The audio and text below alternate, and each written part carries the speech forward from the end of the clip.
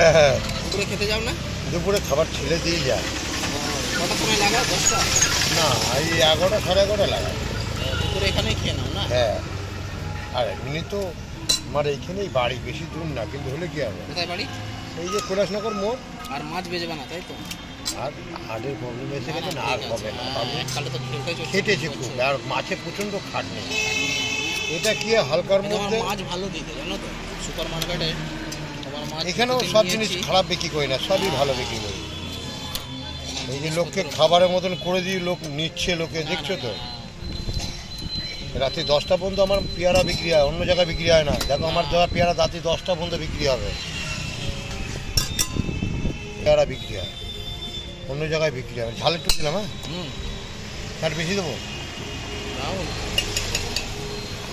দেখছি একটু অন্য ঝাল দিয়ে দিচ্ছি, ভালো গোলমরিচ ঝাল।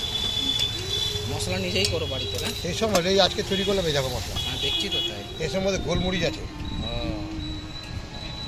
এটা ঝাল অতিরিক্ত যারা ঝাল খায় তাদের জন্য অল্প দিও এটা। এটা জামের চাটনি। এটা দিলে কি হয়, মাছে মালটা যে দিলাম না, মশলাটা এই সব ধরে রাখবে। কিসের চাটনি বললে? আমের চাটনি। এই আমের চাটনিটা এটা সব ধরে রাখবে, এই যে মশলাগুলো সব ধরে রাখবে।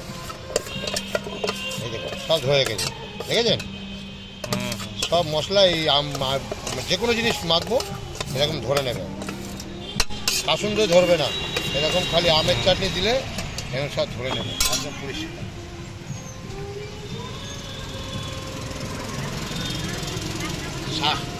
60 টাকা খরচা খালি এক ক্যান বানাতে আমের চাটনি।